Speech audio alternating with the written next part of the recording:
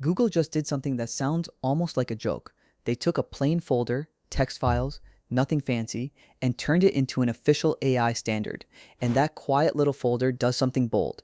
It makes the expensive vector database you were told you needed optional. On one side, a pile of Markdown files. On the other, a vector store with embeddings, indexes, and a monthly bill. Google is betting on the files. It is called OKF, the Open Knowledge Format. Google Cloud shipped version 0.1 in June, and it is beautifully boring. It is just Markdown. Ask an agent how your team computes weekly active users, and instead of searching a database, it just opens a file, follows a link, and answers. That is the whole trick. Here is the thing models keep tripping on. It is not intelligence, it is context. A model can write the query, but only if it knows your tables, your metrics, your join paths, and that knowledge is scattered. It lives in metadata catalogs, in wikis, in shared drives, in code comments, and in a few senior engineers' heads. Every agent has to reassemble it from scratch. The standard fix was RAG. Upload your documents, chop them into chunks, turn each chunk into a vector, and stash them in a vector database. At query time, you retrieve the closest matches. It works, but the model rediscovers everything on every single question. Nothing accumulates. Ask the same subtle thing twice, and it pieces the answer back together from fragments, both times. Andrej Karpathy framed the alternative back in April. He called it an LLM Wiki, and his line was perfect. Obsidian is the IDE, the LLM is the programmer, and the wiki is the codebase. Instead of retrieving raw chunks, the model builds a wiki and keeps it current. Drop in a new source, and it updates a dozen pages, summaries, entities, crosslinks, flagging where new facts contradict the old. The knowledge compounds. 3 layers make it work. Raw sources you never edit. A wiki the model owns entirely, and a schema file, your Claude.md or agents.md, that teaches the model how to keep it all tidy. And honestly, you have seen this pattern everywhere. Obsidian vaults wired to coding agents, agents.md files, metadata as code repos.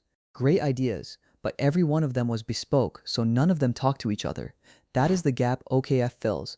It does not add a runtime or an SDK, it just agrees on a few conventions, so a wiki one team writes, another team's agent can read with no translation. So what is it exactly? An OKF bundle is a directory of Markdown files. Each file is one concept, a table, a metric, a runbook, an API, and the file's path is its identity. Open one up and it is nothing scary. A little block of YAML at the top, then plain Markdown underneath for everything else. That is a concept. The frontmatter has a handful of reserved fields: type, title, description, tags, a timestamp, but only one of them is actually required: type. Everything else is up to you. Concepts link to each other with ordinary Markdown links, and those links quietly turn a flat folder into a graph, one that is richer than any parent and child file tree. 2 optional files round it out: an index, so an agent can start at the top and drill down, and a log, so every change keeps a history you can actually read. The design rests on 3 ideas.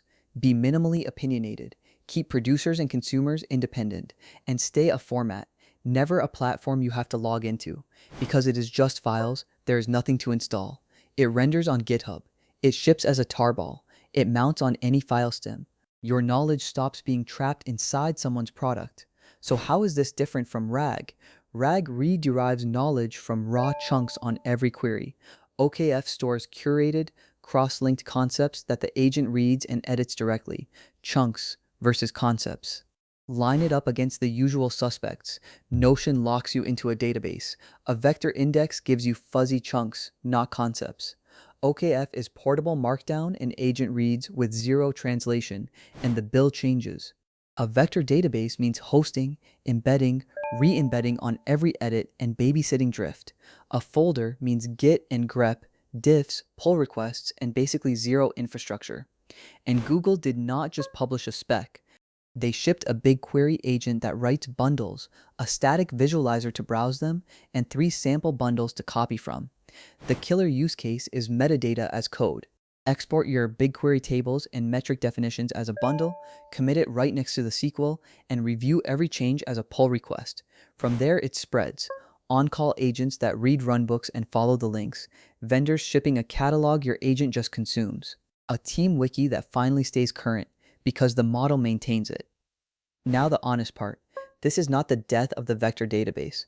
For a huge, messy pile of documents you cannot fit in context, semantic search still wins. OKF shines when the knowledge is curated. So a folder beats the database when your knowledge is curated, when you need accuracy in version history, when it fits in the agent's context, and when portability actually matters. Step back, and the shift is bigger than one format.